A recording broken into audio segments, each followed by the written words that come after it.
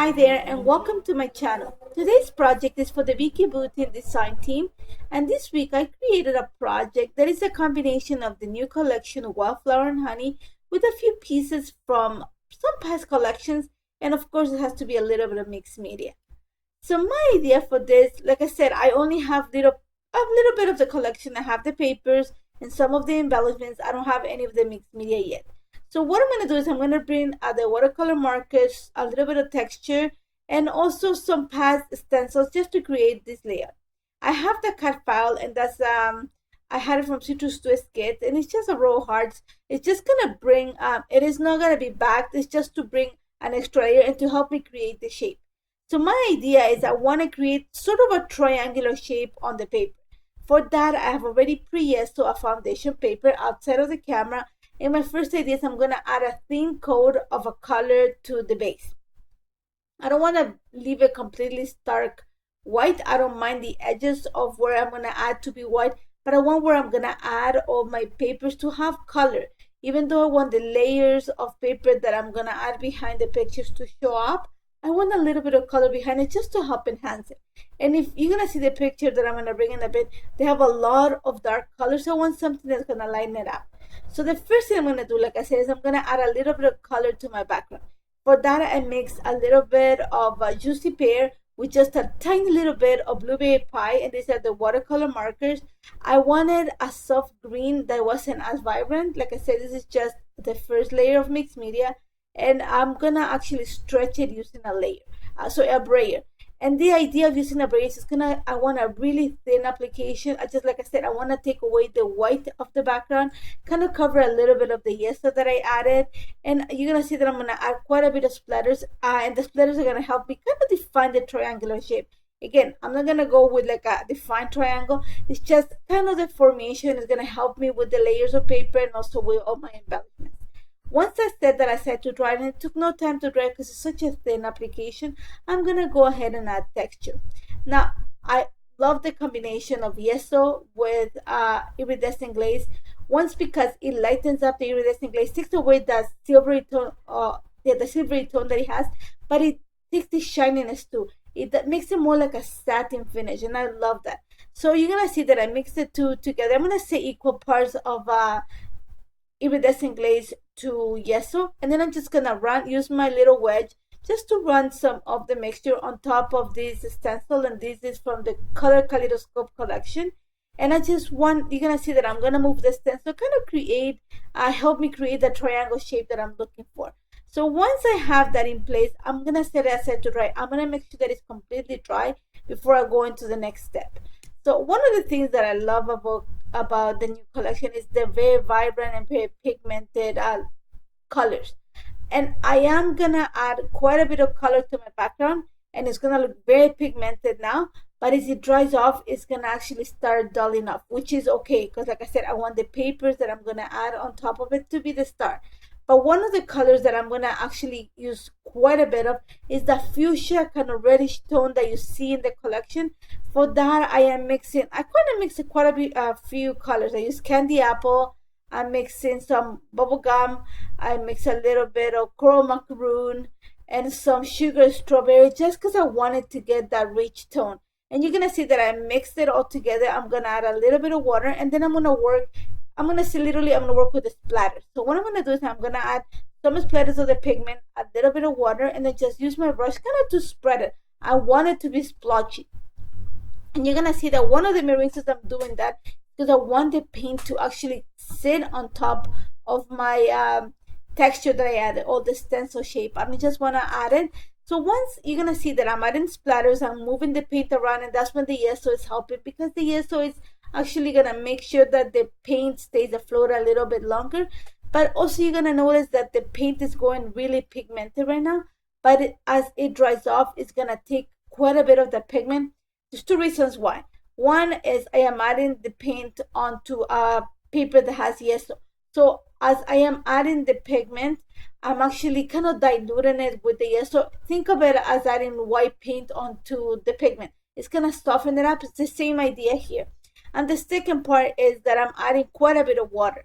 Just because, like I said, I don't want something really heavy. And but I'm loving the way it looks like. I want the colors in the background to pick some of the colors in the collection, not to match them. I just wanted to pick the colors. So I'm gonna use a little bit of crushed pineapple to create. Like I said, I'm gonna add some of the tones that I see in the paper, sorry, from Wild Honey and Wildflower and Honey, just to create my background. So I'm just adding splatters, and like I said, I'm just adding a splash of water. I'm adding the pigment and just kind of moving it around with my brush. Nothing fancy. I don't mind the splatters. I think they look quite nice, but that's personal choice. So once I added all the warm tones, I'm actually gonna bring a little bit of blueberry pie, and I'm gonna mix a little bit of blue Hawaiian in it. I wanted to get to that really rich teal that the collection has. I love teal, and this collection has a really nice tone of teal that's really rich, very pigmented. So I mixed a little bit, and I knew it was gonna be really hard, so I just went for like a really kind of greenish blue tone. You're gonna see that I'm gonna add it to some parts of the background, not the entire thing, because I don't want it to be the prominent color. I'm gonna use some of the blue papers in the Wildflower and Honey collection to back the picture. So I want just hints of it in the background. I want that pinkish kind of orangey tone to be like the colors that are gonna carry this layout. So you're gonna see that again, I'm following the same idea. I'm just adding a little bit of water, adding the pigment, and kind of moving it around. I'm gonna add splatters of it. You're gonna see that I'm gonna bring a little bit more of the color, especially the yellow, because it just got hidden. I'm actually gonna bring a little bit more of the orange reddish tone, just because I wanna accent those areas. And you're gonna see that that green background that I created, it kind of gets hidden, but you're only gonna see a little peaks of it at the edges of the watercolor that I just added. Now, while that dries completely, I'm gonna go ahead and start working on the layers for the picture. So I'm using, I love this paper, it's called Queen Bee. The B side of it has this beautiful navy paper, and that's what I'm gonna use to back my picture. Now you're gonna see that my idea was, like I said, create a triangle, and I'm playing with some of the ideas of how to build this. Sorry, along the way, I'm gonna use some of the papers from the collection to back the pictures. And you're gonna see that I'm gonna play with the idea, and it's not gelling in my brain as I thought it was going to be. You're gonna see that I'm gonna flip the paper. And I really, like I said, one of the things that I wanted to pick in this collection was the fuchsia kind of reddish tone, and I found this card in the 3x4 element paper. So I'm gonna cut it because I think it has the color that I'm looking for. So I'm gonna use that kind of to create a subtitle for my pictures.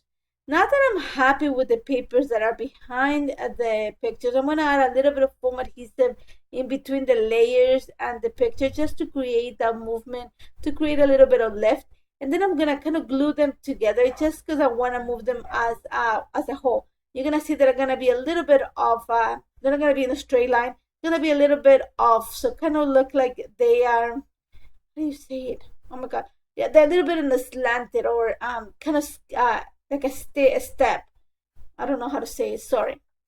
But you're gonna see right now, I just flip the paper, more happy with the way it looks now.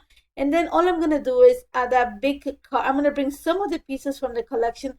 I found this card in the ephemera, the journal in ephemera, and it had this beautiful it says seeds, and it had this beautiful sunflower. So I'm gonna actually take out the sunflower because I don't want to lose it. I want to use it, and I'm just gonna use the rest of the card as a layer behind my pictures.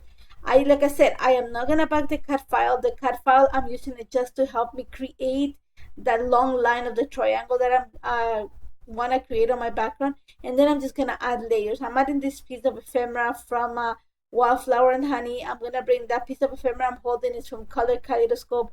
This paper here, just because it had the fuchsia that I'm looking for, and this is the paper that has all the beautiful watercolor hearts, and this is from Color Kaleidoscope. I'm gonna use it as one of the layers behind the pictures. There is in the Wildflower and Honey, there's a 4x6 card that has an envelope with flowers coming out of it. I'm gonna fussy cut the flowers, and I'm gonna use the envelope as one of the layers behind the pictures. Like I said, I just went with a lot of paper layers. A few of them you're gonna be able to see. Some of them are just gonna see little peaks of it, and I'm okay with that. But I wanna play with all the colors that I have in the background. So you're gonna see that what I'm happy when I lay in, most of the colors you're gonna see is that fuchsia, and that's where I brought the fuchsia card there. And my title is gonna be one of those watercolor circles that come in the Wildflower and Honey collection had a lot of that reddish kind of fuchsia tone. So I'm gonna add it to the side of the pictures, and then I'm gonna start working on embellishing. I thought about adding some of the florals, especially because I had them that I had fussy cut from the pieces of paper that I used as layers. So you're gonna see that those three flowers that are coming in right now, I actually cut them into separate pieces.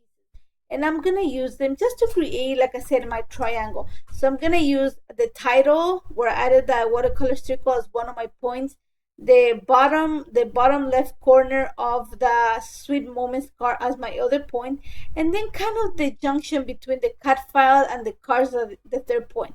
And then all I'm gonna add is add a few more embellishments. I brought some of the florals from Color Kaleidoscope, and that heart, this is actually from the sticker book from the Wildflower and Honey. You're gonna see that I bring it again right now just because I want to add some of those phrase sentences to the bottom of the picture. I'm just embellishing this. It took no time to embellish because already there's the watercolor and everything on the background is doing a lot of the work. And because I added my title in the big circle, and then I added that circle on the top of the pictures, I'm just gonna add a small one to the bottom of the cards just to create. You're gonna see that creates my triangle. And just to finish this page, I diluted a little bit of gold glaze, and I'm just gonna splatter a little bit throughout the page, especially kind of marking the little triangle vertices in this case. And then what I did outside of the camera is add my lines with journal right underneath the title. And that's about it. This took no time to put together. I love how this turned out. I love the colors. I love the combination of the mixed media with the paper layers. I love the florals as always. Like I said, I'm just adding the card file as a way to help me build the shape, but not as the main feature. The feature here are the flowers and all the papers. And I hope you try it. If you have any questions, don't hesitate to contact me. Thank you so much for joining me, and take care, guys.